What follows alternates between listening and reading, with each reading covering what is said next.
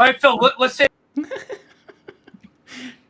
This is again like I talked before. I had to the wrong things because of the way they laid it out. Sorry, everybody. We're gonna get started in a second here.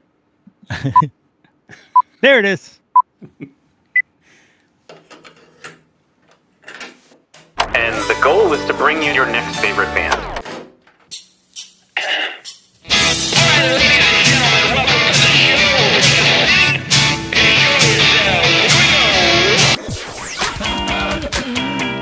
Sweet, that intro is my new favorite band. That's phenomenal. I'm so excited to be on. Yeah. I heard a rumor that you might be able to play that song live today. You heard correctly. Yes. Excellent. So, good enough for rapping. I don't know when I rock out here on your next favorite band show. and listen, it's going to be everybody's favorite band. Like Phil, you weren't supposed to make me get all. God Almighty! But this Phil. is why we do it. Like seriously, I gotta gather myself. All right, go ahead. Okay. Welcome to your next favorite band. That's both the show title and our promise to you. We here at Stereophilia Studio are tireless in our pursuit of finding incredible, genre-defiant artists who are either a hot up-and-coming band or a group that has been delivering for years but have flown under the radar. Tonight, we have some knucklehead banter with the host of Yo, That's My Jawn, Nate Runkel.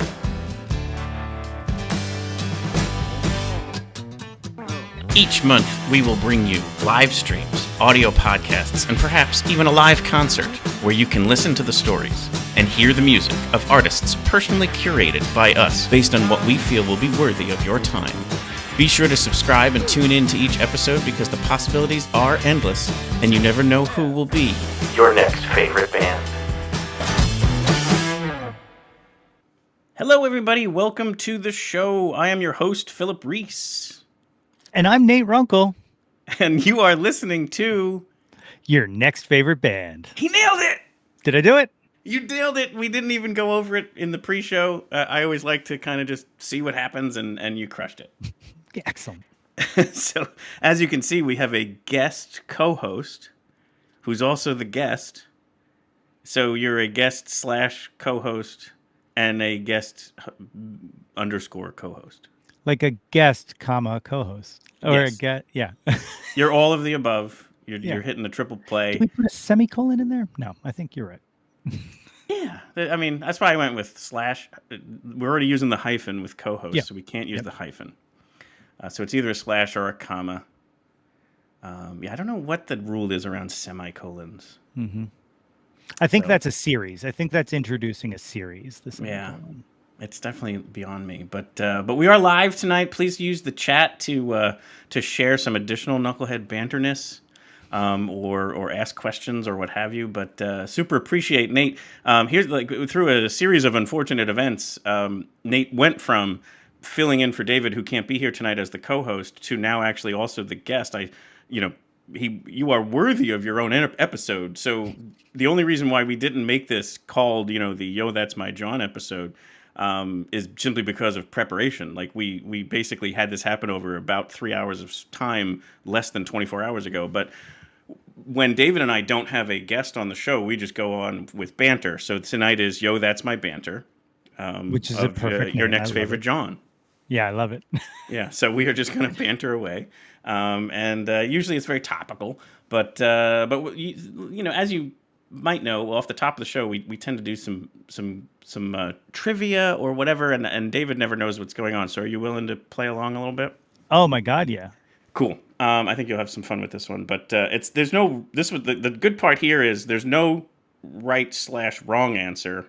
It's more about let's see how many you can get. Okay. Someone recently had posted out there, who is the most iconic one-name artist? And then, so they were looking for people to kind of like chime in, and they provided a list of 1, 2, 3, 4, 5, 6, 7, 8, 9, 10, 11, 12, 13, 14. So they gave 14 for whatever it's worth. Let's see how many of these 14 would come to mind for you. So, most iconic one-name artists. Well, I mean, we got to go Madonna, right? Madonna's definitely on the list for sure. That's a big one. Yep. And they're not in order. She happens to be listed a bit lower. It's not like they're This Oh, is not like some sort of a verified triple sourced, like listing. It's just purely sure. ones that came to mind for them as well. So yes, Apple Music didn't get together to vote for this one. yeah, They okay, these gotcha. wildly bizarro lists that are coming out. This is just purely an aggregation of one name artists who are quite iconic. So Now let you've me got ask Madonna. you, Yeah. this one, there's I could see this going on there, but also not because we kind of use the last name occasionally. But do we have a Beyonce on there? Beyonce is on here.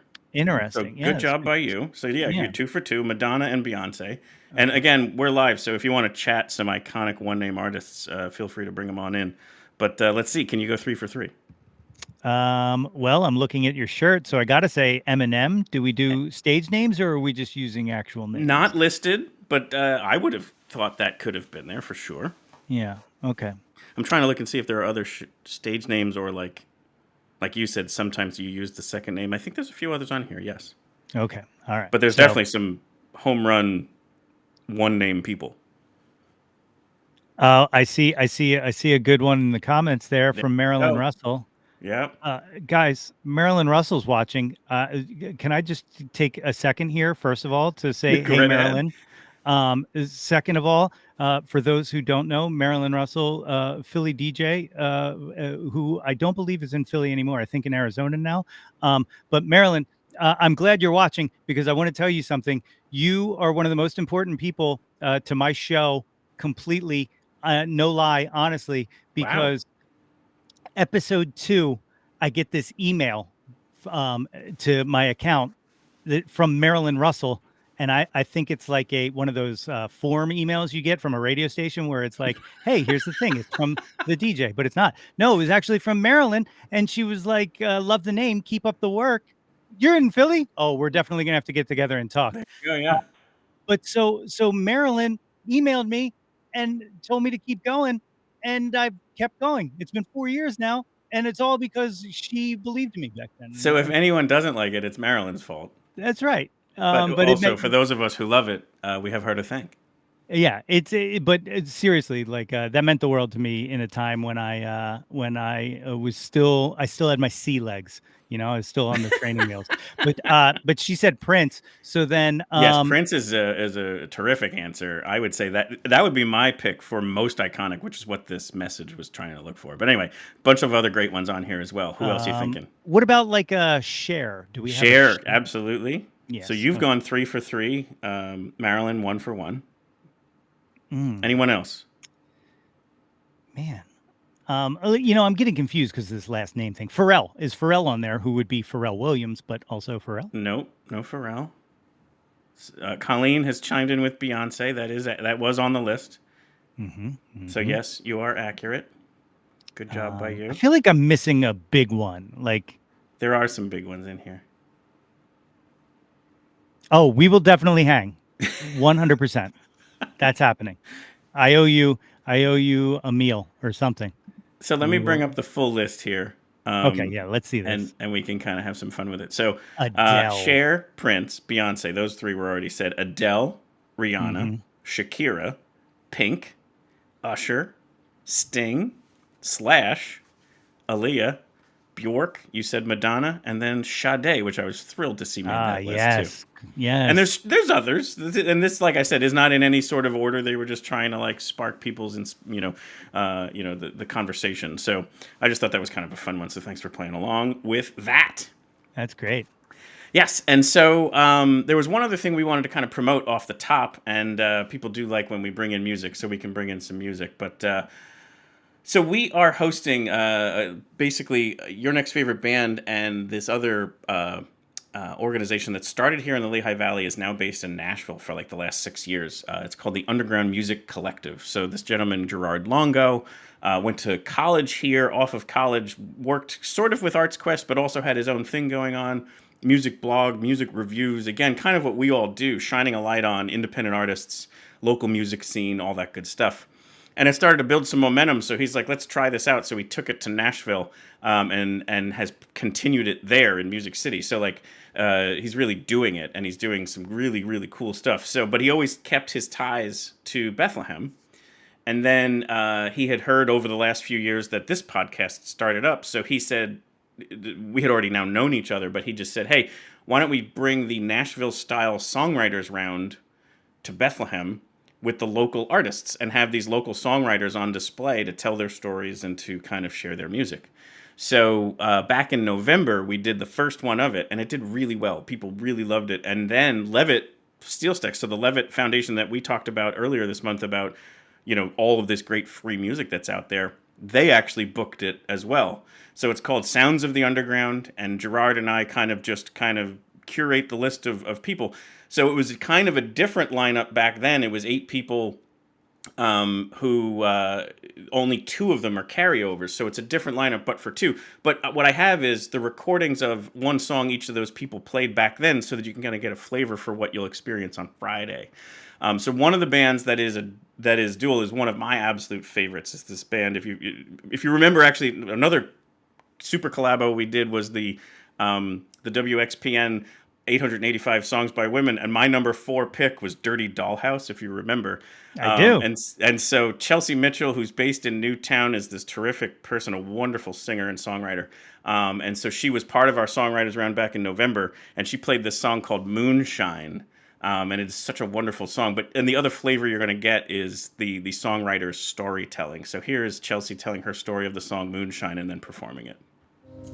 I was hoping that there would be like a pretty obvious theme as the line went down, but it was like messy in Mississippi, angry on a bus, and then losing a friend. This song's about murder, so You're not my new best friend. Little backstory, I guess so you can follow. It's pretty obvious though, but so essentially I find my lover making moonshine in the woods with a sex worker. And I murder them both, and then I'm on the run. As it happens. Till as old as time. She said, yeah. It's in a happy key, right? We have to collaborate at some point. I just don't want to mess anybody's shit up, to be honest. Like, we just get each other. We just get each other.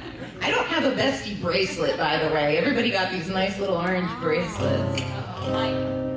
I'm not a bracelet, buddy.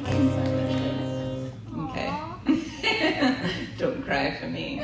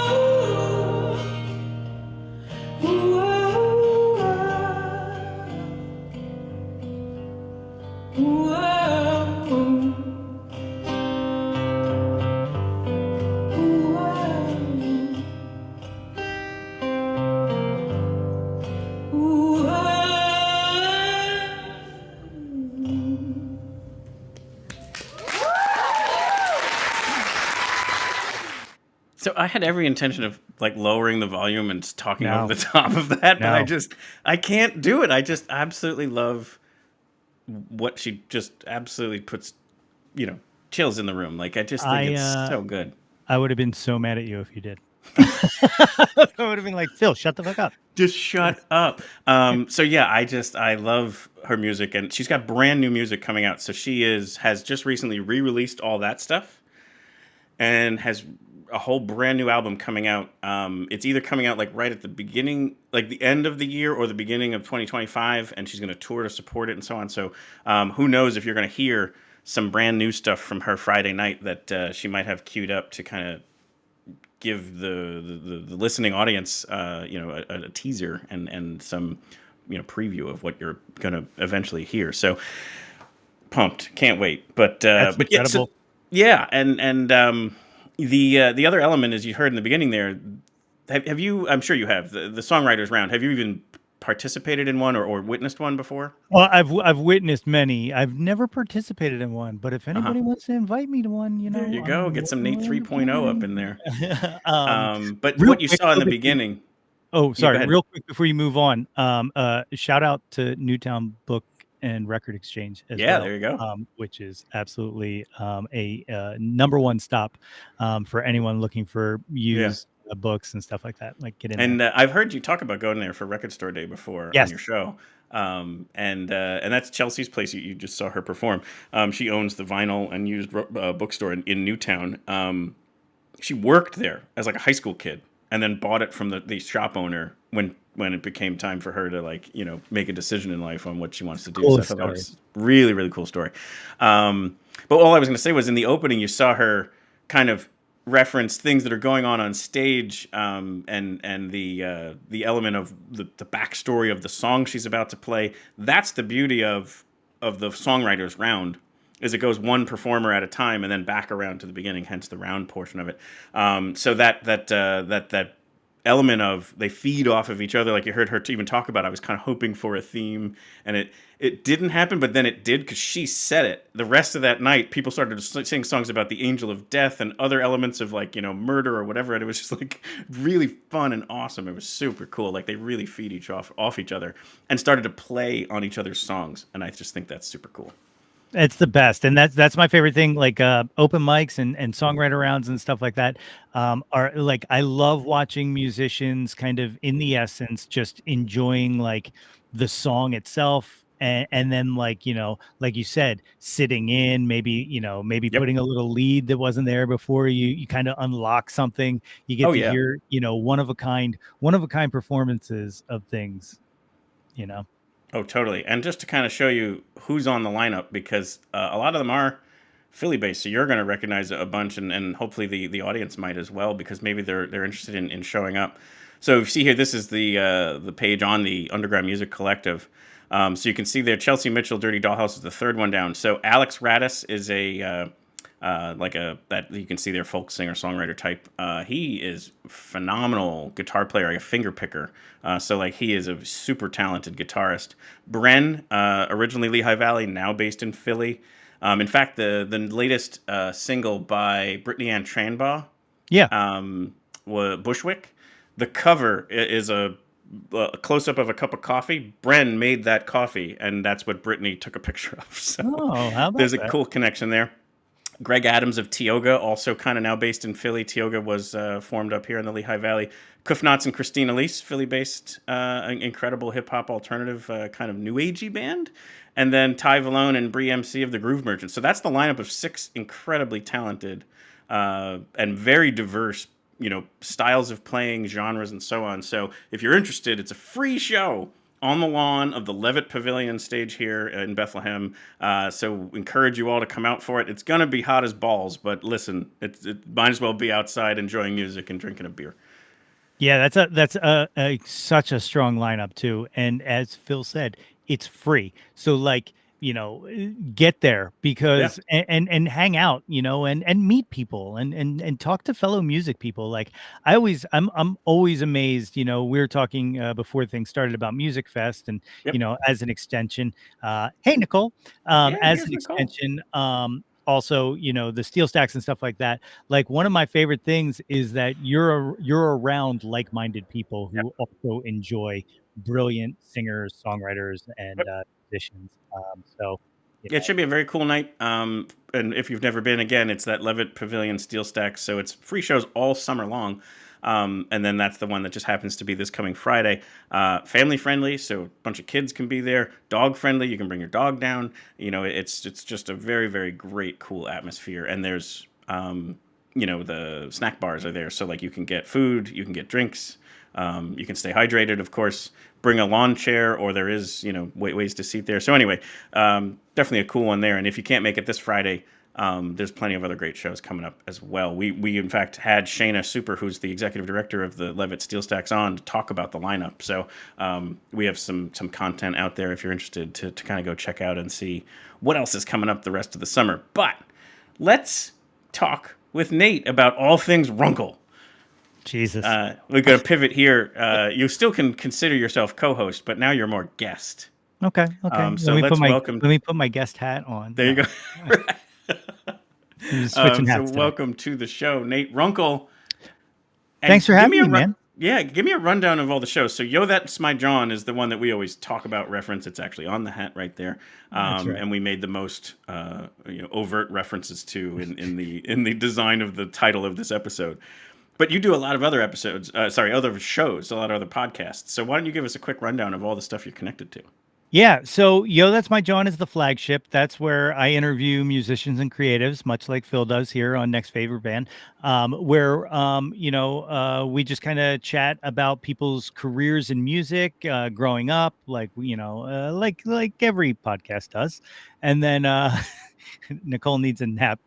Based on my podcast. And we still only got to the first one so far. Yeah, this is the first one. So that's every other week, every other Monday that comes out. Then I started producing a podcast for my friend Jillian Ashley Blair Ivy, who and it's a Dungeons and Dragons actual play podcast. So it's a RPG podcast called Oops All Bards, and what that is a team of the class of bards, which historically are not your fighters in an adventure squad. Yeah, they're more the singers, tellers Yes, of exactly. stories.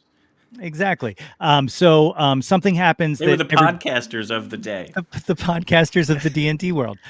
So they something happened. A big thing happened where a old villain came back and he captured everybody under a big, huge energy dome, except for our bards. Our bards happened to have been out. It was at graduation, and so they were tasked to kind of save the realm. And that comes out.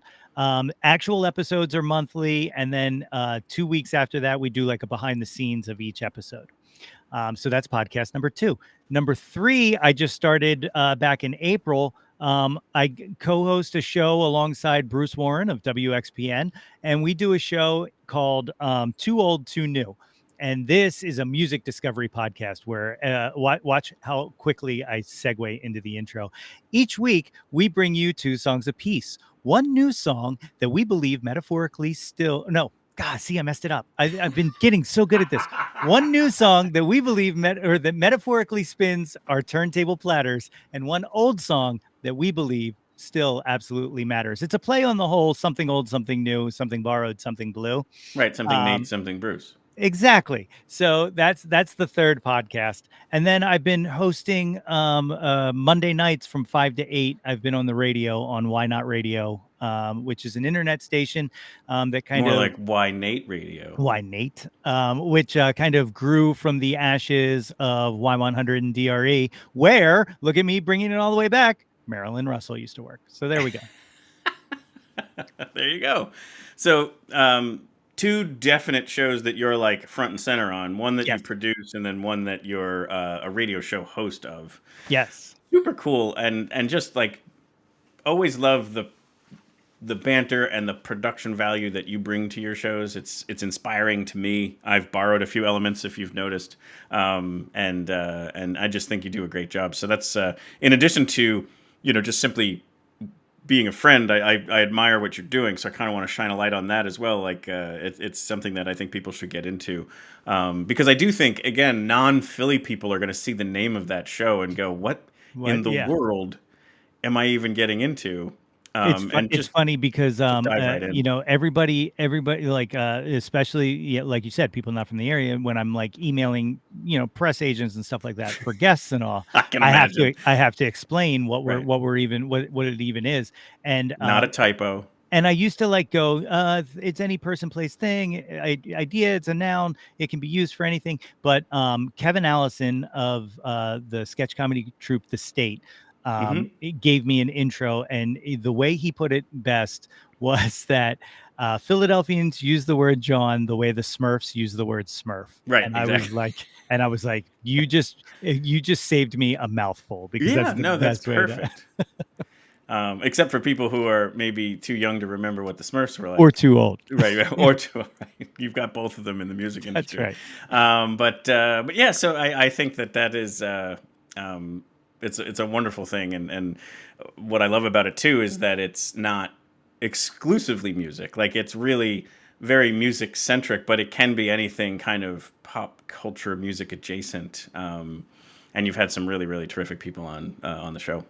Yeah, and I know I'm supposed to be the guest, but I'm going to turn it right back at you. Like, I feel the same exact way about you guys, because like I've told you in text before that you're like my YouTube guru now. So like, you're my guy. But the live aspect of doing this show is amazing to me, and the fact that you have hit the mark over and over again, week after week, like, is absolutely inspiring. Because like, I'm going to tell you, it's probably not going to come as a surprise when I just said that I have 3 shows or whatever, but I get burnt out a lot. And sometimes I have to like just disappear for a while. And I hope the listeners forgive me. But sometimes I'm just like, it just didn't work out this week. You know what I mean? Like, but you guys, like this, like, you had someone pull out and you're still putting on a brilliant show here, and not just because I'm on it. Like, Well, I think the funny part about the tech aspect is we enjoy the live aspect, especially because of the chat and because people can kind of engage in real time.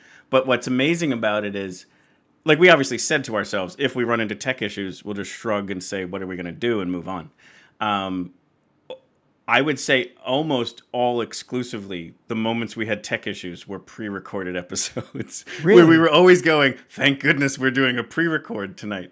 And other times, we always ask the guest to show up at least 15 minutes early. And the amount of times we troubleshoot something in real time virtually, because David Moore, the co-host of the show, is a more tech-driven person. So he can really help them saying, well, did you check this or did you check that? You want to know what the most common issue is wrong microphone? No. Oh. Browser being either not up to date or Safari for some reason just doesn't play nice. So like it's kind of like Chrome is best, but you also still have to be on the most current edition. Anyway, almost every time we're running into issues with sound, delays, choppy video, it's because the browser is a problem. It's not anything to do with anybody's internet connection or whatever. For whatever, I don't know if that's an interesting tidbit or not, but like that's been the funniest part to diagnose was just use Chrome and you'll be fine. Like that's kind of what I've started to put in my pre-show like planning. Like download Chrome ahead of time and we'll use that and we'll be fine. That's wild. Yeah, I would have never even thought like, hey, did you try using a different browser? Like and that was David. He was the one who was able to figure that one out. So yeah, it is fun, and to be honest, like I like the fact of like flying by the seat of our pants and saying, we'll figure it out on the way, or like even like we did before, like I never tell David, I didn't tell you, like some of the stuff that we're going to talk about, just because I love the unplanned, organic nature of the overall response. Because I when I listen to other stuff and it's like super like orchestrated, or I have a question for you, but you already knew the answer. Like, yeah, it's so uninteresting to me. Like, I'd rather see somebody sweat bullets. Yeah, it took me a while. Like, we're going to talk about it a little later, but the Jawntlet, we for the longest time, I wanted it to just I want it to be spontaneous. Sure. But there's questions in there where like it would be someone sitting there go, God, I don't know. Let me. You're right. Right. So now I just give it in advance, and I'm like, you don't have to plan anything or memorize anything here. I'm just giving it to you to just so you can start basically. Yeah, no, I agree with that. I'm more meaning like these trivia. Like if I had told you, got you. Yeah. By the way, I'm going to ask you about one name iconic artists, and you just pulled up a site yeah, exactly. Oh, how about yeah, I'm going to rattle off 10 off the top of my head. Like it's much more interesting when you can do 3 off the top of your head. That's impressive. Like, that's someone else try that. I just realized, was Bono not on that list? No, it was not. That's insane. It is insane. I think it just shows the arc of where they've not come to. Like, and this will come up again later too. Is like now they play the Sphere for a month and a half, and that's about it. Yeah. So that's wild. Yeah, absolutely. So tell me a little bit about like where did the show like where did your interest? Because I know you're a musician as well. Yeah. And so like, how did you navigate all the way into podcasting? So originally, back in 2011 or 2011, I guess it was, maybe 12. It doesn't matter. Time's over. But it's a flat circle. Back in the before days, yeah. I hosted a pop culture podcast with 2 of my friends, and it was the early days, and that show was called BFF's OMG LOL Good Ass Podcast. And why didn't we have any sponsors? Yeah, it's not out there. It's not out there anymore. Well, there were no sponsors back in those days. No, I'm just kidding. Except for stamps.com, who will they're still us all. Apparently sponsoring the entire podcast universe. But yeah, so we had that. It was me, my good friend Randy Major, who has played in the Impact Players with me, and cool. is one of my best friends, and one of my other best friends, Ryan Macon. And like I said, it was just like a pop culture podcast. We just kind of commented on everything. It was really just an excuse for us to record ourselves hanging out. And that went on for 2 seasons. And ever since then, I had been like, I got to get back into podcasting. Like, I just enjoy it. I like listening to them. I like the whole kind of thing behind it. And then, over here, I don't know what happened up in Bethlehem or whatnot, but I went through this thing in 2020. It was like this pandemic. and right. and I was locked. It wasn't here. It's It weird. wasn't there. Yeah. I thought it was a local thing. But no, the pandemic came and like, everybody was doing live streams and stuff like that. And I was doing live streams, but then I started seeing like my friends doing live streams and I'm like, oh, well then if you can figure out streams, you know how to use Zoom. And then everybody knew how to use Zoom. So I was like, wait a minute, let's just chat. So like it started, the Yo, That's My Jawn started, well, it actually started as a website where I just wanted to wanted to write about things I love. So if you go back to the early, what your Jawns were. Yeah, exactly. That's where the title came from. Right. But if you go back to the early days, it's like I wrote a big, huge thing about Robin's dancing on my own. There's a thing on there about Harry Nielsen, like all kinds of stuff like that. But then I was just like, oh, this could be a part of that. So like, I'll just interview people about the things they like. What this originally was going to be was me asking somebody what they're really into and then them talking about it for the entire episode. But then what I realized was I would also have to learn what they're really into to be able to ask them questions. And that seemed like way too much work. So, so it just became like me talking to people, mostly musicians, about their music. And then, kind of branched out from there, then it was like, well, why don't I talk to actors and comedians? And then, a guy who ran a Bitcoin company and like all kinds of, or not Bitcoin, NFTs. I've already forgotten. They're already in the past. No, that's not true. But yeah, so that's kind of like, that was the genesis, was like, doing that. And then once I realized that like people were listening, then all of a sudden it was like, oh, maybe I have something to say and share. And maybe, and then like, I feel like I've gotten better. I've gone back and listened to some of the old ones and I'm like, I can't believe anybody listened to this. But you know who did? Marilyn Russell listened to it. That's right. Still a major fan. Oh my God. She was supporting you at the time. Blows my mind. Absolutely blows my mind. And then the how much I musicianship. listened to Marilyn Russell. Yeah, the musicianship side. How did that kind of play out? Because I know you're the fun area of like a G Love type performer where it's rap with more of an acoustic background, and I just think that's a super cool vibe. Yeah, G Love and Beck both came out at around the same time, and that was like the perfect storm of me in '94 looking for what I wanted my sound to be. Because it was very early when I was playing, and I had always liked hip hop. I was always a hip hop fan, but it didn't seem like something I could do because I didn't know how to make beats. I didn't know any of that, back in the day. And then those dudes came out, specifically G Love. And here's a guy with an acoustic guitar and he's rapping. And I was like, oh, we can do this. Right. I can do this. Right. Like, except for he's a insanely talented guitar player. And I love his music. Absolutely. I just kind of do enough that I can rap over it. So, but yeah, so that's kind of how that started. I mean, like, and your opening show music is you. Like that's right. Created by you. I think that's super awesome. I would never be able to do that. Yeah. I just talk to musicians who have been on the show and say, can I borrow this clip of your song? And they're like, yeah, sure, have it. That sounds like it's admirable, but really it's just another excuse for me to placate even more of my ego. So, It is. But listen, that's, people have like said, wow, the host is really full of himself. I'm like, you have to be. Like, you would not have taken this step. I know we're not supposed to talk about him anymore, but Kanye said this thing one time where he was like, if I'm not my own biggest fan, how can I expect anyone else to be? Sure. And like, I was like, that's 100% how I feel. Like, I love me. So somebody might love me, like, but then again, I love a lot of stuff that nobody likes. So listen, that's exactly right. Yes. I'm not very discerning. So when I say I like myself, that's, not exactly, I'm not someone to trust. Exactly. But yeah, no, totally. And then, like the evolution of, so the music is still there, but it's much more podcast driven. And then I wanted to talk about this. So you meet your lovely wife, and I heard this very fun part that I just kind of wanted to put out there, and the pictures are proof. You're also a fan of, I guess, I hate the phrase pop culture, but like, you're into Star Wars and other type things, and we'll get into one of the aspects of it, but got married dressed as Han and Leia from Star Wars. That's 100% true, yeah. And I have a picture here. So here is you in front of... Yes. This is so great. So, funny story. That guy in the middle there, that's the magistrate judge in Lansdale. His name is Ed Levine, and Nice. he's a friend of mine.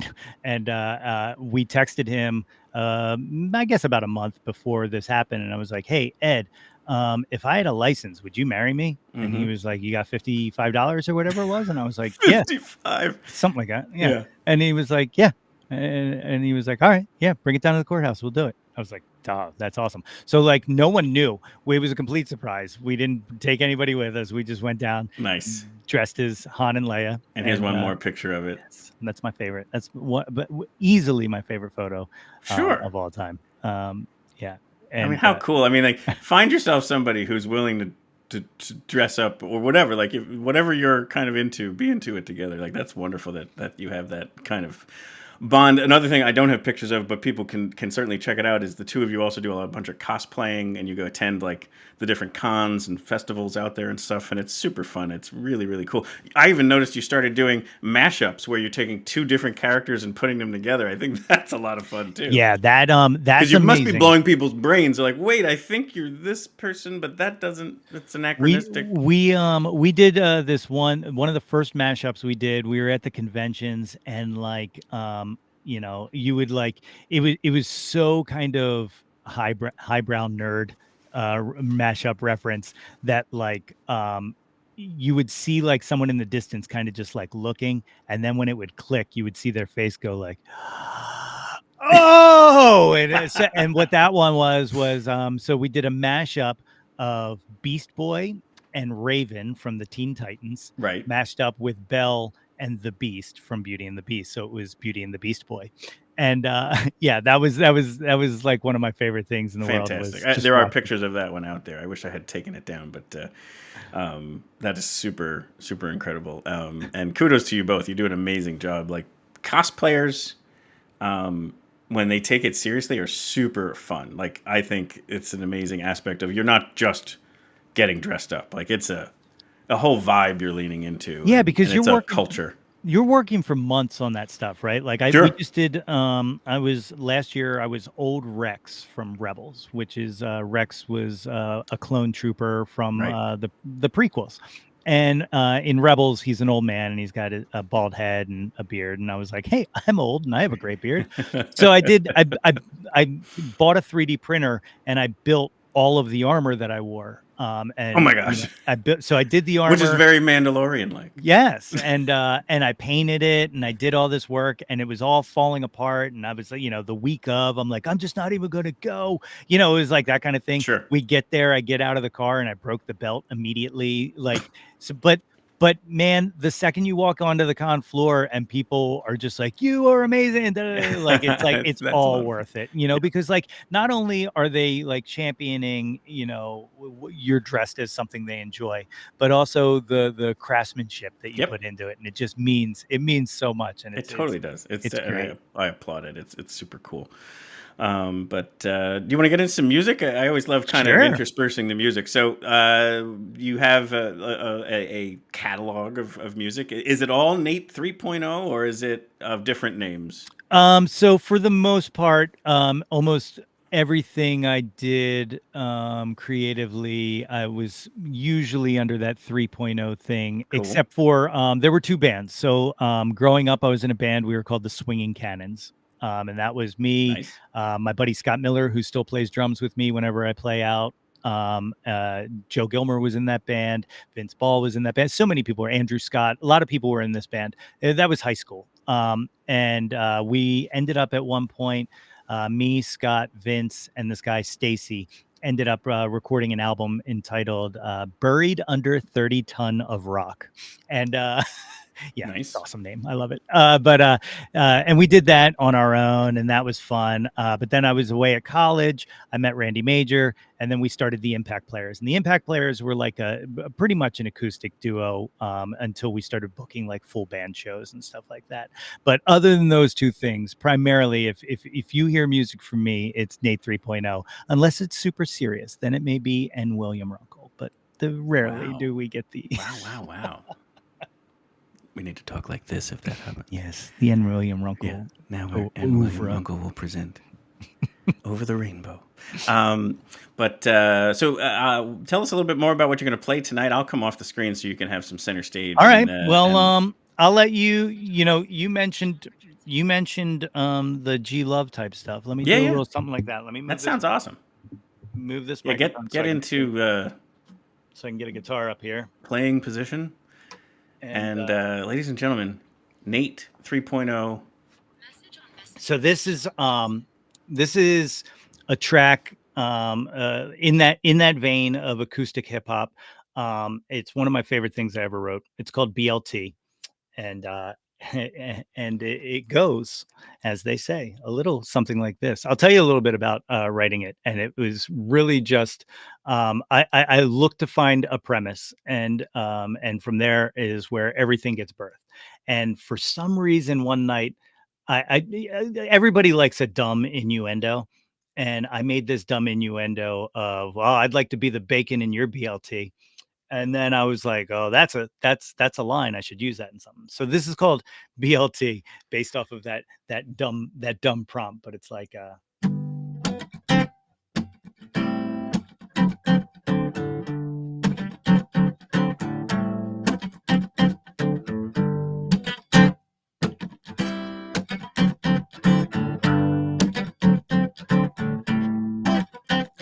I'll be the bacon in your BLT. I'd be the Danny Zuckerberg to your Sandy. And I don't want you to ever underestimate me, because it would be my dream to be a fantasy. And I promise you I'd be the salsa on your nacho chip.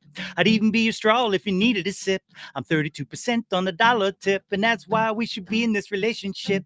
You had me from the second that you walked right into the room, and now I know that I was a fool to assume that I could never have a chance with a girl like you, because you showed me straight up that wasn't true. Yeah, we hit it off nice, and the sparks, they were flying. Good night thoughts up in my head, and they was multiplying. All the things that I want to experience with you, like the late Heath Ledger said, I just couldn't quit you. Oh no, magic in your smile could pull a rabbit out of a hat, and the way you bit your lip, man, that was that. That's a rap, box me up, yeah, I'm done. Count it down from the 3 to the 2 to the 1, love. Can't believe that it could be that you and me could come together on a level more than physically. Mind is solar in control, and I wanted you to know that I love everything about you from your head to your toes. I'd be the bacon in your BLT. I'd be the Danny Zuckerberg to your Sandy. Don't want you to ever underestimate me, because it would be my dream to be a fantasy. And I promise you would be the salsa on your nacho chip.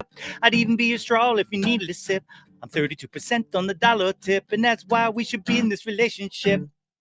It's criminal, the minimal it took for you to get me subliminally critical. How easy you affect me, unbelievable. You raise the limit to the sky and make this everyday Clark Kent think that he could fly. We're 2 peas in a pod, and it's cute just how you compliment me. You make me smile every time that you say that you think that heaven sent me. Cause I'm from hell, don't you know? I'm a devil in disguise who's finding his celebration when he looks into your eyes. Surprised this feeling really does exist. I'm feeling like a good boy showing up on Santa's list. There's no code for me. You're in my soul for me, and you do everything in this damn world for me. I feel the same, baby. I'm not ashamed, baby, that I hope that someday you will wear my name, baby. I'll be the bacon in your BLT. I'd be the Danny Zuckerberg to your Sandy. And I don't want you to ever underestimate me, cause it would be my dream to be a fantasy. And I promise you would be the salsa on your nacho chip. I'd even be your straw if you needed a sip. I'm 32% on the dollar tip, and that's why we should be in this relationship. But you will never know this, cause you will never notice.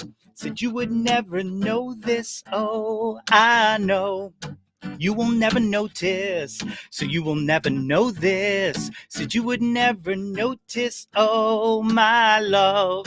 You will never know this, so you will never notice. Said you will never know this, oh I know. You will never notice, so you will never know this. Said you would never notice I'd be the bacon in your BLT. Be the Danny Zuckerberg to your Sandy. And I don't want you to ever underestimate me, cause it would be my dream to be a fantasy. And I promise you would be the salsa on your nacho chip. I'd even be a straw if you needed a sip. I'm a 32% on the dollar tip, and that's why we should be in this relationship. Ship. I'd be the bacon in your BLT. I'd be the Danny Zuckerberg to your Sandy. Don't want you to ever underestimate me, cause it would be my dream to be a fantasy. And I promise you would be the salsa on your nacho chip. I'd even be a straw if you needed a sip. I'm a 32% on a dollar tip, and that's why we should be in this relationship. That's why, oh, that's why, That's why. Oh, I'd be the bacon in your BLT. I'd be the Danny Zuko go to your Sandine. I don't want you to ever underestimate me, because it would be my dream to be your fantasy. Ooh. That's fantastic. Thank you so much for playing that. Ladies and gentlemen, Nate 3.0. Yeah, that's man. Super cool. That's the so like that's the kind of stuff I would do. Like, now, mind you, that's like probably back in the day one of the cleanest songs that I wrote because like here's the deal, and I own this, all right? I was a bit of a provocateur back in my music days, and Sure. I used to write songs that I knew would catch people off guard once they heard like the lyrics, and it would be like, wait a minute, what did he just say? And then like and then I would push it like 32 times past that. It took me a while to kind of grow up and realize, hey, why don't you just write a good song instead of trying to shock people? And then that was one of the first good songs that I wrote. Excellent. Well, thank you for sharing, and people need to, appreciate that aspect of the Nate 3.0 experience. Yeah, it's weird, like that was something I wanted to do forever, which was make music. And then like I got out of it, not got out of it, but like, I kind of backburnered it a bit. And then doing this podcast has really like made me long to get back into it, because like, makes sense. I mean, like mostly just because I'm out playing and I'm watching bands all the time, and I'm like, well, why am I down here? Like, you know what I mean? Like, wait a minute. I was worried myself. The more I learned that it wouldn't be as magical to me, and it's the exact opposite. The more I learn, I'm always just like, oh my God, it's way harder than I thought it was. Yeah, like, yeah. Well, I appreciate it that much more, and it makes me want to learn about it. Like, at least music, just in general, just obviously is like magical. And the more you understand how it's done, to me, it actually defies logic and physics and reality. Like, it's just unbelievable. Well, the thing that changed for me, one of the things that has changed for me is, I don't want to say that I could never play well with others, but like I don't know that I truly appreciated back in the day the spirit of collaboration. I was kind of like, well, this is the song I wrote, and just here's the part you want to play, like do something on it. Whereas now, like the concept of like working with other people, I think that's why like I get so excited when me and Dan get together and do stuff, because like working on my own is fine. I like, don't get me wrong, I still prefer that, because that's just, it's in my nature. I have a bit of a control freak. It's not even a control freak. I like just being the master of my own destiny. Of course. That's really what it comes down to. Ice cream man going by, if you can't hear me. And it's always when I'm recording, never when I'm not. But anyway, but now like that kind of that nature of like, I've now met so many people in this community and stuff like that, not just podcasting, but music and other creative sort of things. Now I'm just like, hey, I know all these people who can do all of these things that I can't do. So why would I do something bad when I could get somebody good to do what, you know what I mean? So absolutely. But yeah, super cool. And then this is normally the point in the show where when it's, yo, that's my Jawn, that you head into the Jawntlet. Yes. And so tell us a little bit about how you created this, what it is for the show, and then we're going to dive in. I'm going to give my thoughts on it, which I shared it in like the show notes already, where it's like, I'm going to overanalyze this, I'm going to ruin it, and then I'm ultimately going to play by my own rules anyway. So that was why I was like, let me do this not on your show. If I ever was on there, I'll play much more nice. Let me do this here in my sandbox so that I don't embarrass myself within the format that you've created. So anyway. Work the kinks out. I get it. It's like it's a prelim. I get it. No, exactly. Yeah. So the Jawntlet, I wanted something that was specific to the show. And I was torn between these concepts of the one-hit wonders, which are it's only a name in section only, which was pitting people up against each other. So we'll get into it, but like it opens with Billy Joel versus Elton John. Sure, it wasn't always this way. Like at one point, it was David Lee Roth versus the Sammy Hagar. All right. But then every single person picked David Lee Roth and nobody picked Sammy Hagar. And then I started to feel bad. So I had to remove that. Another one that used to be in here. Sammy. Exactly. Another one that used to be in here that is no longer in here was Biggie versus Tupac. All right. And most of the people I talked to don't really listen to either of them. So like they would just be like, I don't know. They're not exactly coming out with. Well, that also, yeah. Right. But so I feel kind of there's one that I have to get rid of, one or two in here that I have to get rid of. I'm still kind of working on what the replacements will be. Let me bring them up here. So this is so it is like you said the one hit wonders is just like one versus another, and you pick which one you think is the better one, and then there's the top 10 countdown, which is more specific to the guest.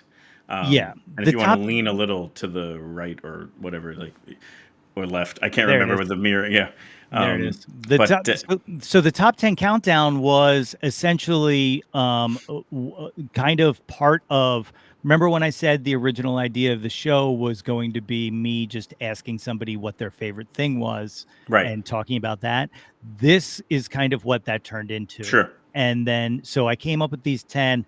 I originally had, before launch, I never even asked this one. I had some other questions in here that I took out because one of the things that I wanted this project to be is positive. And the reason I say that is because I am not a positive person. Oh, okay.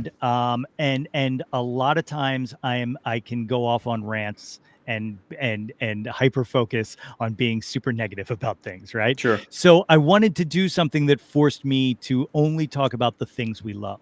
So like there were things in here, like I had one that was like, name something you think is completely overrated. But then I started thinking about it and I'm like, in the spirit of what I want this to be, that's kind of mean. You know what I mean? Like, especially because what if someone names something that like I'm a person I'm trying to get on the show? Then what am I going to do? You know what I mean? Like that's so true. You know, but, so like you said, kind of better to spin positive. So you do have the one on here that the underappreciated Jawn, right? And that's what it became. Flip of that, yeah, it's the flip of it. And the other one was that I took out that wasn't mean or anything, and it fit, but it was so like I don't know that everyone has one, whereas I have 500 of them, which was name a music take that you are the only person believes. Oh yeah, and that's definitely one you would need some time to. You would have to think about it, right? Yeah. Whereas I'm like, just one. You want just one? Right. I got a lot. Yeah, I'm going to stay away from that one as well. But yes, so this is what it became. It became the Jawntlet, and it's how we kind of close everything. And I enjoy it because like it's one of those things where it's like, oh, that's a really cool idea because now you have some element that's a through line in every one of your interviews. Yes. And you do it towards the end. So it's like one of these things where you're looking forward to it, that you're like, oh, I wonder what this person, having listened to their backstory and them kind of banter through some convo, all of a sudden now you're like, oh, now I'm almost curious what they're going to say. Because if you've listened to multiple episodes, you have this like tacit catalog of like, wow, so-and-so said this and someone said that. And then now what's this person going to say? So I really like that aspect of the show. One time I tried doing a top 10 countdown volume 1 where I just took the first 10 episodes and I picked my favorite answer for each one. Oh, and neat. I did like a grade. No, that was a lot of work, Phil. That's done. That was the first time and last time we did that. That was dumb, Philip. Yeah, no, I actually can see that, but I still think it's a fun idea. It was for someone else to put together. Right. Yes. Yeah. I'm going to, let me say, how do we get interns in this? When ChatGPT can figure that out, then that'll come back. But yeah, if you don't mind, I'm going to give my kind of rundown of this. And here's my take on the one hit wonders is one thing I find I start getting angry at the people when they pick because in my opinion, but then it becomes the beautiful part about this is, to me, there's an obvious answer, but obviously everyone would say that. However, what I really think it is the splitting hairs of two famous sports people who are both in the Hall of Fame, and you're trying to pick which one was the better one. But to me, it's like there's one that's very obviously in like a top 3 category of excellence, and then the other one's more like, yeah, I made the Hall of Fame. Or top 10 or whatever. Anyway, but that's also like someone else is going to dispute me on every single one of those. However, like here's my example. Tom Brady and Dan Marino. Like they're both great, but to me it's pretty obvious which one is better, but that doesn't mean somebody isn't going to come along and be like, I still love Dan Marino much more than I Tom was Brady. just going to say, which one, Phil? Well, I'm one just won kidding. 7 championships. No, and the I other know. one- yeah. Like, I don't like to admit it, but I get it. But that's the thing, I think, is the point is like sometimes the people hate the one because of the success. And it's like, no, I liked this niche that this person played. Yeah. And just threw a beautiful deep ball. And that's what I liked about the game. So that's my favorite. But again, to me, so I'll run this down. And then this is what's funny is some people are going to be like, wait, I can't believe that's the one you think is the top 3 all-time, Hall of Famer. But Real to me, quick, it's real quick before you jump into that. Shout out to Tim, who's in the chat there.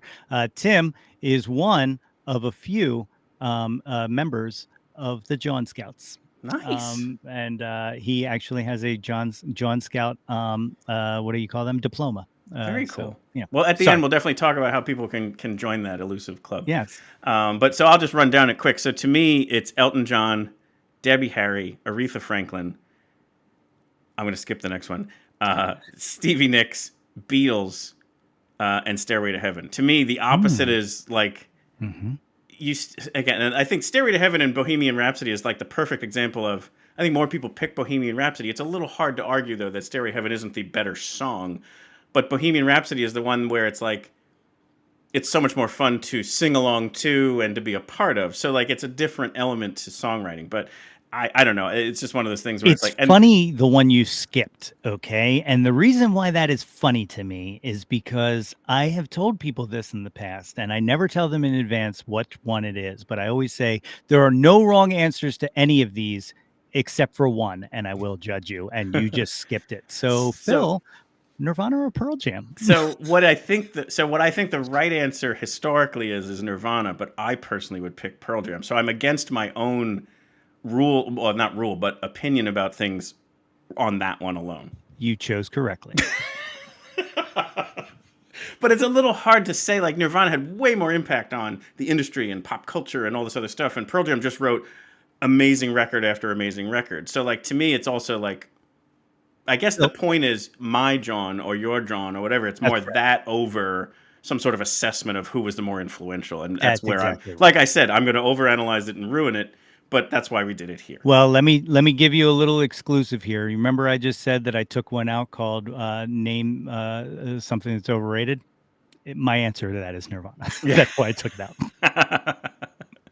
Yeah, and that's the interesting part is you never know where that would have landed. Like, are they considered the way they are because of his death? Yes, and that elevated the brand to a different type of celebrity, to use a bad word, but like that's what happens with people who kind of have that happen to them, and they're frozen in time as this icon of who they were in that exact moment, and who knows where that would have gone if that didn't happen. Right. That's exactly right. Yeah. So anyway, that was my take on this whole thing. I love it. I love listening to it, and I love having the emotional reaction to other people.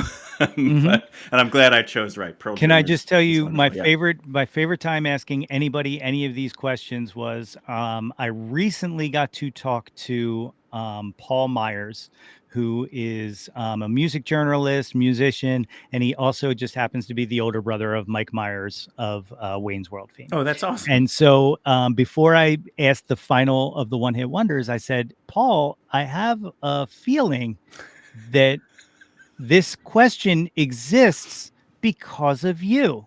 And then he was like, yeah, both of those references in Wayne's World were taken from my life. Oh my gosh, and I was like, amazing. So I literally got to ask the person for who that question was generated. And what was his or maybe we should just point people to the episode and go. I will tell you to point to the episode, but I'll also tell you because I don't believe in spoilers. There's no such thing as spoilers. The beauty is in the conversation. But he first of all told me he hated me, and then he said well, it's Bohemian Rhapsody, and then he was like, wait, or is it he's like, now it might be Stairway, and I don't even remember what he ended up on, but he kept going back and forth. That's great. I think that probably proves the point as well.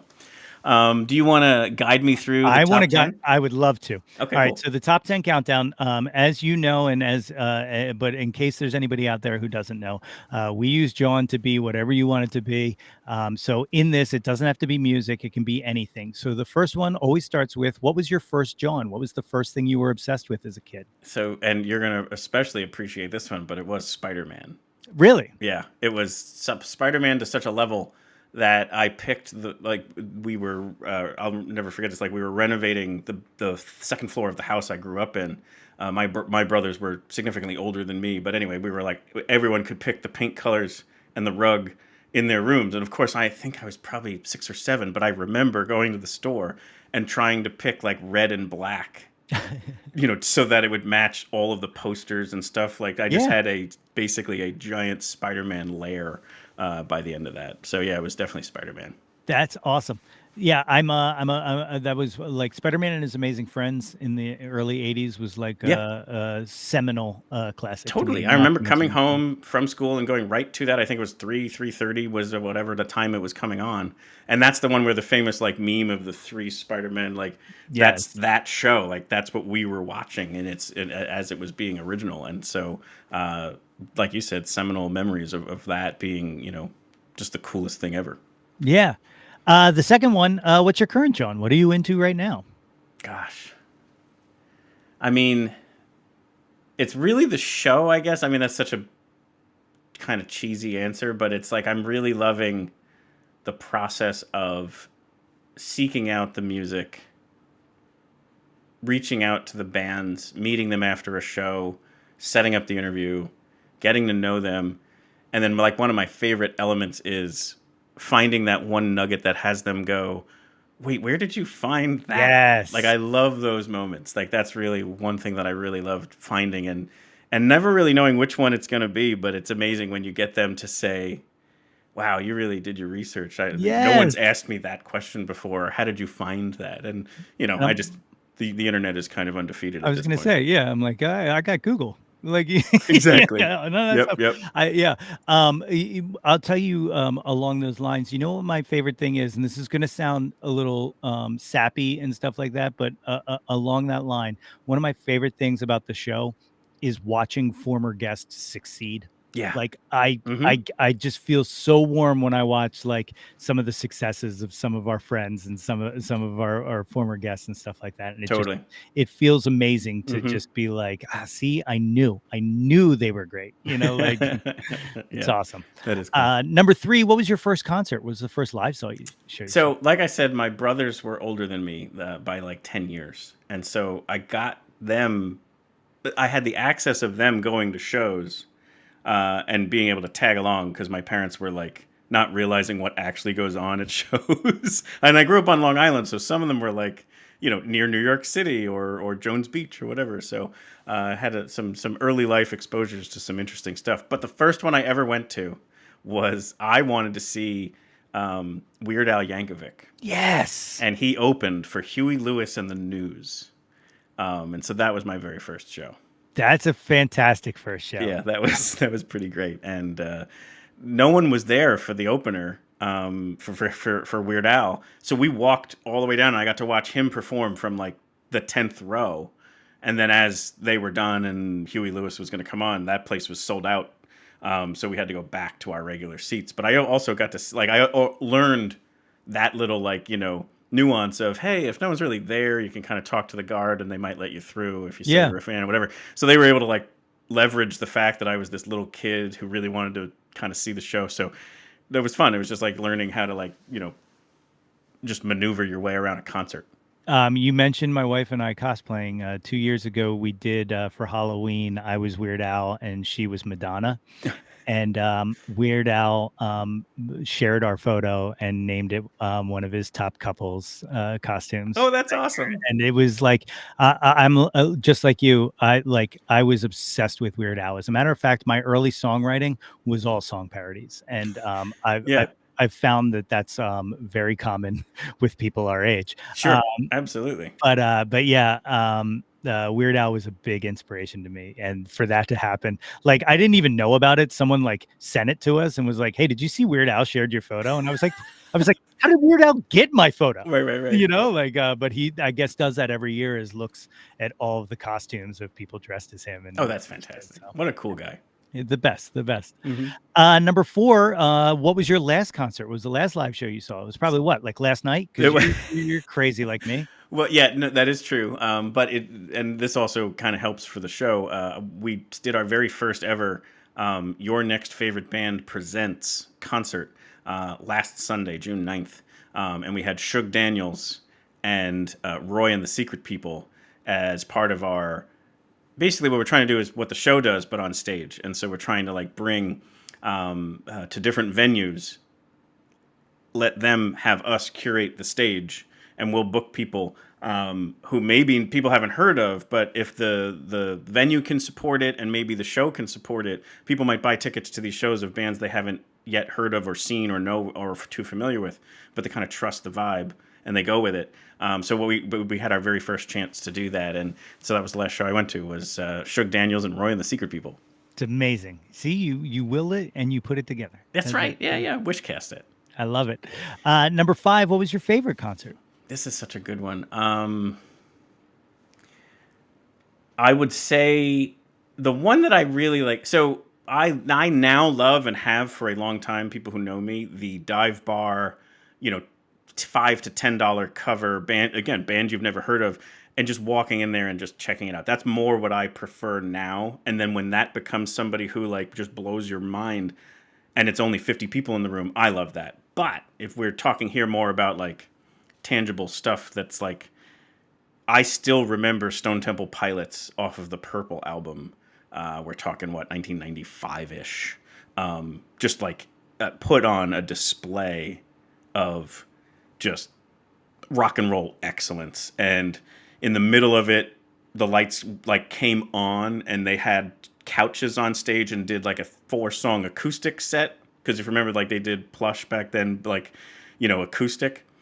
And then right back into the rock concert and stuff, and just played everything just so perfectly and so well. And he was a great front man, super tortured individual. But that was probably the one I still kind of harken back to as being like something that, again, it was like a turning point for me where I was just like, yes, more of that. Like, yeah. I was probably, 19, 20 years old. And I was just like, that was amazing. So that's probably... from a formative and holy shit moment, that's the one I would probably pick. Fantastic answer. Mm-hmm. Number 6, who have you never seen live that you wish you would have? They can be living or dead. Yeah. So this was when I hear this one, I'm always just like, oh, see, my answer is so. The show that I super regret is I was in college and we talked about going to and just talked ourselves out of the 40-minute drive it would have been because in college you're just an idiot. Helmet opening up for Faith No More. Oh my goodness. And Faith No More, it was right when King for a Day, Fool for a Lifetime was out, which is like one of my favorite albums of all time. And so we didn't go see it, and then we didn't see either one of them ever again. Now I had seen Faith No More previously, but like off of the Epic song and like that. So like it was pre who they became, like the peak of their powers. So it's not, the answer isn't somebody I never saw, but I didn't see them when I wanted to see them. No, so great answer. I like that spin, actually. Yeah. I just saw yesterday, and I didn't even know anything existed from it. Footage of a super early Faith No More show when Courtney Love was still the front person. And it just blew my mind that it even exists. You can find it on YouTube. Wow. But it's amazing, absolutely amazing. Yeah. Number 7, name an unappreciated Jawn, something you wish had more shine to it. So that one, I think the answer is the opening band. I think a lot of people buy tickets to a show and go have dinner and drinks and show up closer to where they doors at this and show at this, and then they wait a little bit longer. Go see the opener. I like, there's so much, they tend to be on the rise. They are super pumped for the opportunity. And they're usually curated to be in connection with the band that you're paid to go see for the most part. So go see that band. They're probably killer and you're going to love them. So like, don't not go see the opener ever. I'm going to sound like the hipster douche that I try to not be at times, but I will always say that 9 times out of 10, if I go to a show, I'm usually going to see the opener. Like, I am too. That definitely has now become the case. Yeah. I typically, not typically, I should say, I'm often buying tickets for the opener. The only thing that stinks about that is sometimes they're only playing for like 30 minutes. I know, right? And it's like, I just did that, and now I'm glad I did it because now I don't have the regret. Screaming Females was opening down in Richmond, Virginia. And so I drove 6 hours to go see them play for 30 minutes, and now they're not even a band anymore. Yeah. So yes, I'm with you on that one. I'll be a hipster douche as well. Yeah. Join the club, my friend. Number 8, name your favorite album. And I love this one. Like you usually preface it by saying this is a shit question. I know it's a shit question. It is, but it's an eye opener. And ever since I first heard it, I'm like, the one that absolutely comes to mind, and it's a total shit answer too, is the OK Computer by Radiohead. Oh no, it's great. But I've tried to come up with a different answer, and I just can't do it. I would say there's like Black Crowes albums that I really love, like Amorica. Yes, brilliant album. There's so we actually have on our Spotify channel, one of our playlists is called Perfect Albums, and we just basically created a playlist pulling in every track in order. And so like if there's a ton of answers in there that are applicable as well. But if I had to pick one, like those are some of the ones that definitely come to mind. Like if I'm going to go and hit play on a record and let it go from beginning to end, I guess I do like the album that does have a through. Again, I use the phrase again, through line. Like OK Computer has like it's curated to be in that order. Other albums that are great, you could put it on shuffle and arguably still enjoy it. But I do like the one where not only were the songs written, but the album was curated to be listened to it in this order. So I have thought about changing this question, which is why I think I subconsciously always say I know it's a shit question, because in my head I'm like, fuck, I still haven't worked on changing it. And what I might change it to, I'll throw it out to you. You can be the first. You can be my play tester, and that is name an artist you like that would surprise people to know you like them. Oh, I do like that. Right? It's a nice one. Yeah. And for me, a lot of people are surprised that I do love like pop music. Like I think, Selena Gomez is awesome. I like Taylor Swift is awesome. Like there's stuff like that where it's just like, actually probably my favorite pop musician is Katy Perry. Like they're writing pop music, or Billie Eilish. Like they're writing music in a way that isn't just boring old, stuff. Like the reason why people are loving it is because it's different. Yeah. And, they may not realize that, but that's why, like, these are just like geniuses. So anyway. No, that's perfect. I'm really concerned about when, I don't use Spotify anymore. I use Tidal, but when they do like the year in review wrap, I'm really, really scared to find out how much I've listened to the album Guts by Olivia Rodrigo this year. And I'm going to have a similar funny story. And I know we're like probably an hour and 15 in here, but I think people will get a kick out of this one. I'm walking. There's this one song I'm hearing in life, and I'm just like, oh, it's a really cool song. And I'm walking through Target, and it comes on, and I'm like, I just stop the cart. I'm totally by myself in the center of Target, and I open up Shazam, and it's "Bad Liar" by Selena Gomez. That's a good and I just song. went, no, because it was like unbelievable that like here I am, some like late 40s white dude, and I'm in the middle of Target Shazamming Selena Gomez. But I embraced it. I'm like, listen, this song kicks ass, and I'm gonna put it on my playlists and F it. Like I'm just gonna lean right into it. I think it's a great song. I used to cover that song. Number 9, name an artist whose output you'll consume anything they put out. So this is a wildly lengthy list because again my appreciation for music spans so many genres and so many different things. So it's like that I could list off a ton of people. What I'll answer it is this way: is the band that I'm the most a fan of through the discovery of this show, like who is like my next favorite band, having done this now for 2 years, who I found through the show and brought on and now love their music, is Carver Commodore. They're a rock band out of Alabama.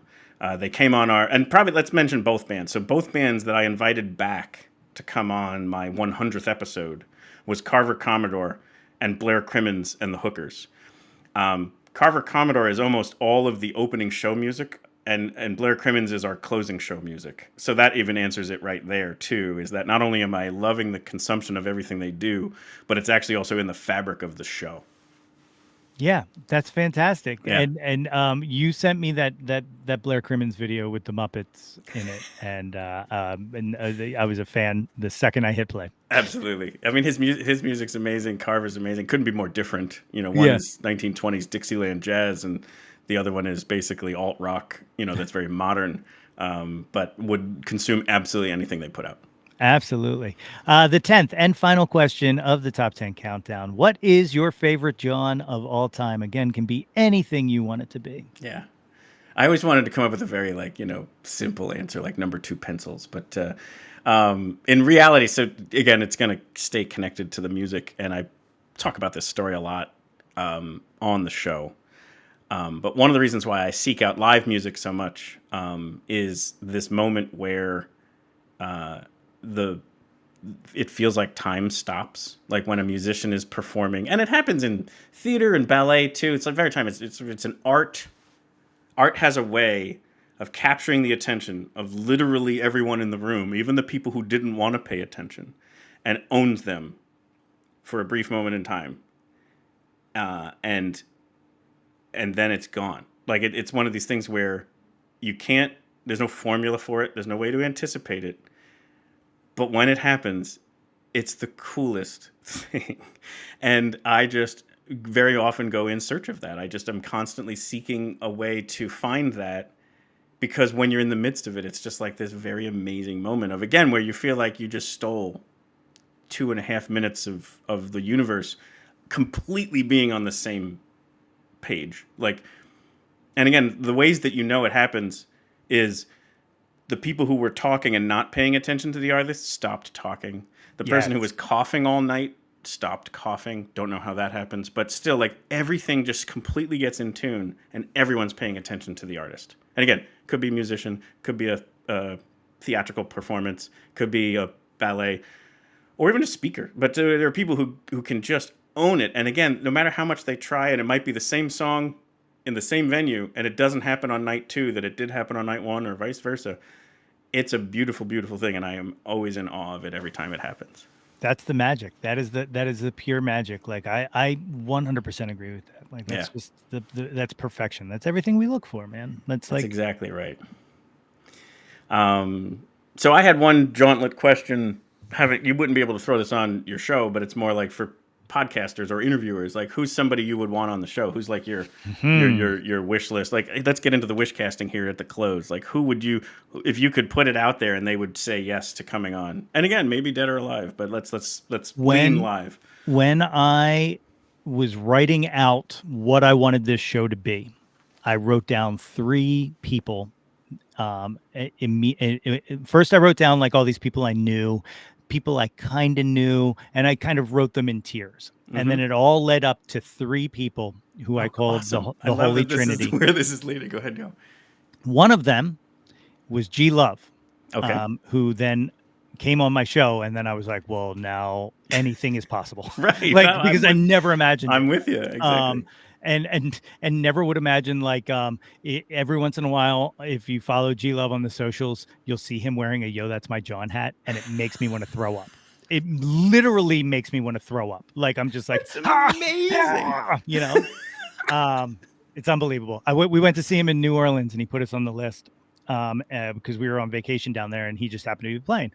And from stage, he's playing. He goes, "Yeah, I see a lot of people, a lot of friends out in the audience tonight." He's even got my boy down here from 215. Nate's in the audience, and I again literally almost vomited all over the place. So that was a big one. Nice. 2, Nicole nailed it in the comments. Questlove.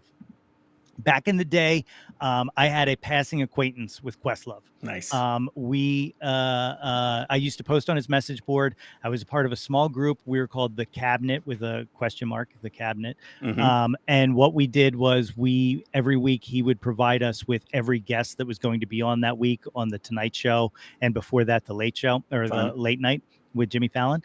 And we would just post every single music suggestion we could think of for him to play for the walk-on music. Mm-hmm. And one year he even paid us. I got I want to say $2,000 or something like that for however many songs that I picked that he, but we've grown. We no longer he has an Academy Award, and I'm in my basement talking to you, Phil, which is no offense to you. It's about me. But so I haven't been able to get back in contact, but he's number 2. And then the number 1 person who I want to get on this show, and I've had small discussions with publicists, and every time I get close, there's somebody loosey footballs me every single time. And it is John Oates of Hall & Oates. And I know that sounds so hyper specific, but John Oates was born and raised in Northwest. I was going to say that should be able to happen. Like that shouldn't be unattainable. We grew up in the same town. I know people who know him and know his family and stuff like that. And I literally just want to have this conversation for a few reasons. 1, because of this shared connection of a hometown. But 2, underappreciated John Oates is one of them, because if you go back to early Hall & Oates stuff, he was singing on songs just as much as Daryl Hall was, and writing these incredibly brilliant songs. There's a song on the Handsome Boy Modeling School album, White People, which is Dan the Automator and Prince Paul's kind of production duo, and it's called Greatest Mistake. And it's John Oates and Jamie Cullum, and it's a song that John Oates wrote, and it's one of the most beautiful things I've ever heard in my life. I met him one time back when I used to work at Sam Goody, and I sold him a copy of Speaker Box of Love Below by Outkast, and it blew my mind. He was like, "Do you?" He was like on his way out, and he goes, "Oh, before I leave," he's like, "Do you have the new Outkast album?" And I was like, "You mean like Big Boy and Andre Outkast?" And he was like, "Yeah," and I was like, "I do." And he was like, "All right, I'll take that." And I was like, "Okay." That's not anything I would have guessed. But anyway, John Oates. Did not have that on my bingo card. And John Oates has a new solo album out right now, and he's doing press on it. And every time I see him on a podcast, I throw my laptop against the wall, and I have to buy a new laptop because he just keeps ducking me. How about you? So it's funny. I too have 3. I did not have it written down from the beginning, but it's just been over time. Like these are the people, and one we sort of mentioned, the Faith No More show. I would love to talk to Mike Patton. Oh my God! I think he would be super interesting to just kind of hear his take on stuff, and I know he battles mental illness, which would love to hear a little bit more about that. So he's definitely one. Another one is Mike Doty. He was the lead singer of Soul Coughing and has a pretty good solo career. Again, same kind of thing. Just I think he's a brilliant but super a little bit out of left field, but it's stuff I love listening to. So I always love talking to musicians and creatives who are not exactly the garden variety or formulaic type creators. So I really, really would love to explore more of his catalog with him. And then the last one is Bob Boylan, who started up NPR's like Tiny Desk concerts and the All Songs Considered podcast. He's now retired. But yeah, so those are my 3, 2 musicians and one person who's kind of a pillar in the music podcasting industry side of things. Here's another, this isn't in my top 3, but somebody I've been trying to get on the show since, let's say 3 months in, who keeps ducking and dodging me also. And every time I ask, goes, "Nah, you don't want to talk to me." And I'm like, "I've only been asking you for 5 years. I clearly want to talk to you." And this may surprise you. It's Bruce Warren, and he won't come on my goddamn show. We host a show together, and he will not come on my show. How's that? That is amazing. No, yeah, he totally should come on. But and like you said about the G-Love one, like there have been people who I've asked that have been like, I'm not even, if I get anything less than an expletive ridden "who the hell are you" response, I'll consider it a win. And you get these, "Yeah, sure, I'll come on," and you're like, what? Yeah. I don't know if I told you this before, but David Wayne from The State is one of my favorite. The State is one of my favorite shows ever. But David Wayne also did Stella, which is like all of my comedy sensibility comes pretty much from something that David Wayne has touched. Right. And they were coming to town last year to do the Middle-Aged Dad Jam Band, and Ardmore shared a post, and they were like, "David Wayne, Ken Marino, coming to Middle-Aged Dad Jam Band." And I just commented on the post. I was like, don't you feel like David should come on the Yo, That's My Jawn podcast ahead of it and talk to me? And then I woke up one Sunday morning to a DM from David Wayne that was like, "Do you want me to come on your podcast?" And I was like, "What the fuck?" And like, No, I've had such like amazing then- moments where it's just like I can't believe this is even happening. and then he goes, and then I go, yes, I would very much like that. I was like, is tomorrow okay? He goes, yeah. And Ken Marino is going to join me. And I was my like, God. I was like, oh, okay. Yeah. So yeah, well, just you got to just put that energy out there. I mean, like, I agree. If there's anything to say from it, like with regardless of what you're doing, like just send the message, just ask the question. The worst thing that can happen is you get no response, or actually no response, and that doesn't hurt anybody. So like, do you have might as any well try. good rejections? I have one brilliant rejection that I thought about framing. I almost love it more than some of the yeses I've got. I had one. I don't like sharing the names, but there was somebody I asked, and they would like, well, they'd have to respectfully decline, which I responded to. Well, at least it was respectful. Yeah. So I just had some fun with it, but yeah, I'm going to name a name because this was the nicest, one of the nicest emails I've ever received in my life, and it was I tried to get Sylvester Stallone on the show when he was promoting the re-release of Rocky IV. And they wrote back and they were like, apologies, Sylvester's done doing press on this, so we're gonna have to pass it this time, but we'll keep your name. It was something like, we'll keep your name on file, and then it was like, please keep up all of the stuff you're doing. We're really proud of your successes, or something like that. And I was like, my God, like Jesus. I was like, I'll take that. Yeah, that's fantastic. Yeah. I mean, for the most part, it's been either a radio silence, or the other one I'll get is, they're not on cycle. Reach back out when they release an album. Yeah. Yep. But then that tends to fall in place. Like that's not even like a no. It feels a little bit like convenient.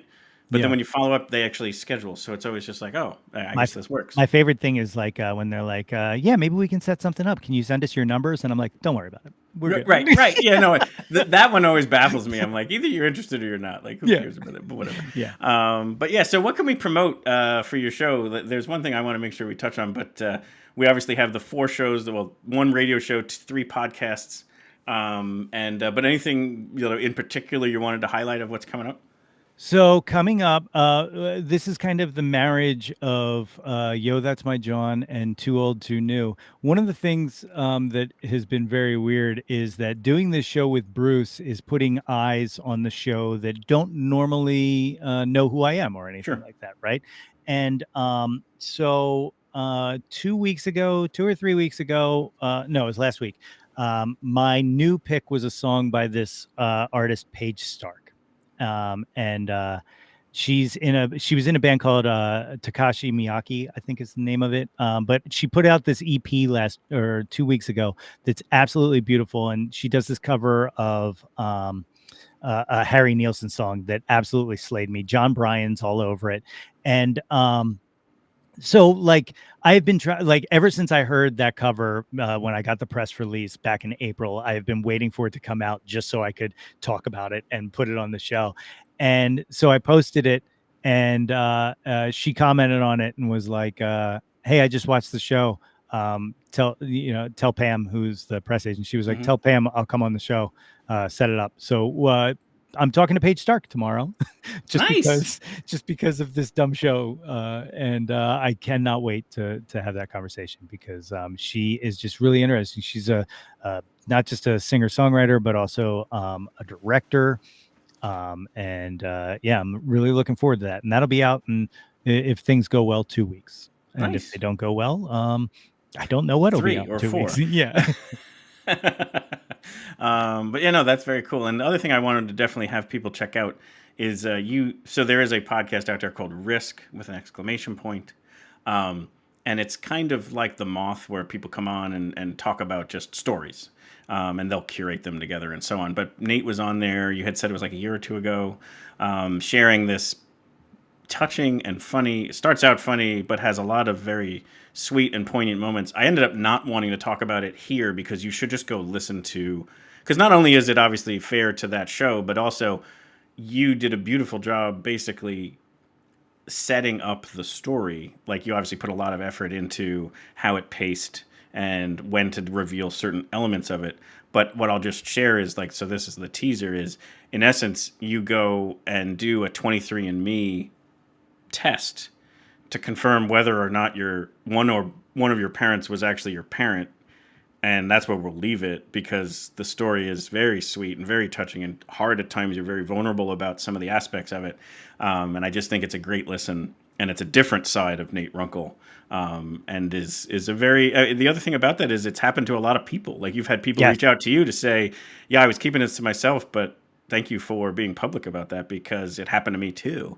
And that's something that I think that the most mind-blowing aspect of this show is the element of community and the element of not feeling alone, that people have connected to various different things, whether it was mental health or substance abuse or, elements of just simply but being a human. It is just a vulnerable and painful experience. And it's a whole lot easier when you can identify and connect with other people who went through it too. So I think that's something that people should check out.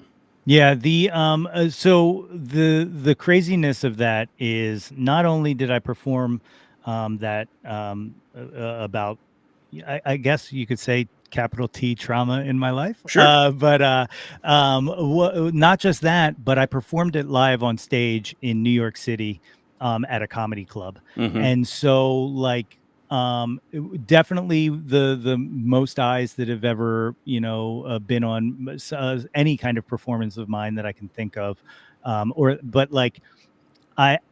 the experience was so amazing, and it is not lost on me that I consider it my greatest professional achievement. Sure. And personal achievement, like not just professional.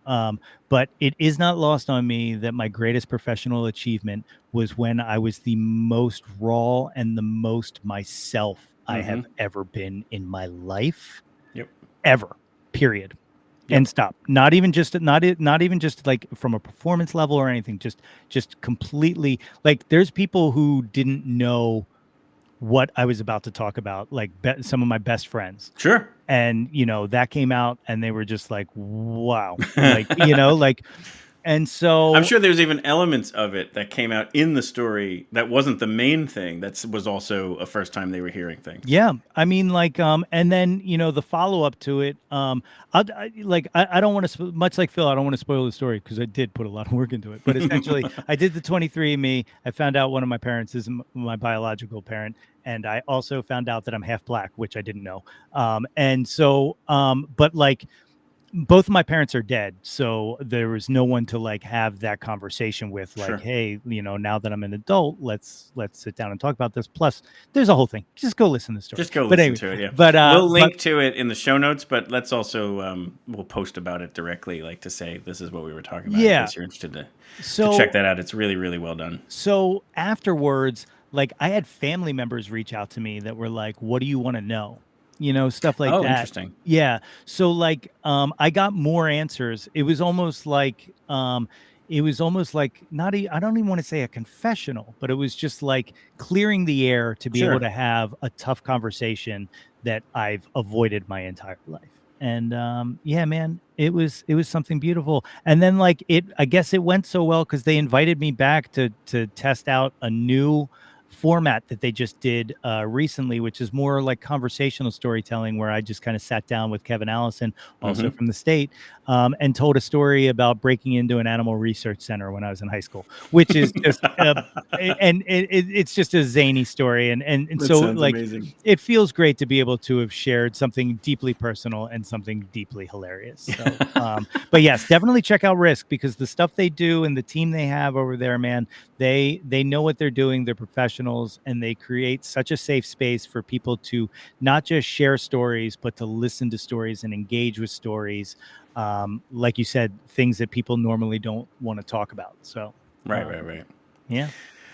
Well, Nate, this was such a joy, such a pleasure, just having some banter together and digging into your story and allowing me to over dissect the Jawntlet. But yes, and we're definitely going to set up you coming on, because I'm now that I've been in your hot seat, you must be in mine. Excellent. Well, I look forward to that, and thank you so much, and can't wait to hear all the episodes coming out this summer. Yeah, same, man, same. You have anybody good on the horizons? So yeah, we have Velvet Rouge next week. Greg Silver in July. There's some kind of highlight shows in July, just because August is just an absolute fire hose of Music Fest content. Yeah. So then the other one is the July 30th is our Music Fest Exordium, which is the preview show where we really go all in on must-see bands and live music, and we bring on just all sorts of really cool guests, and then the whole week of Music Fest we're live streaming as well. So that's why July is a little bit of a take a nap here and there. That's awesome. Both Gina and Greg are both incredible people. You're going to have a great time with them. Yes, absolutely. All right, Phil, let's say goodbye to everybody.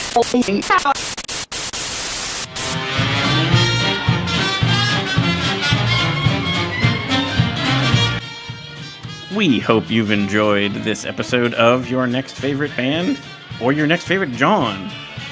We'd like to sincerely thank Nate Runkel of your Yo, That's My Jawn, and Oops, All Bards, and Too Old, Too New, and the Why Not Radio spot. But definitely check out what he's got going on. A lot of great content and music and discovery, and just a great storyteller, as you've been hearing on the show here today. So thank you to that. We'll put links in all the show notes so that you can kind of check that out pretty easily. Give him a follow on the socials, and definitely enjoy all of that. As always, our hope is to bring you your next favorite band. If you tuned in tonight because you knew Nate, we thank you very much for that.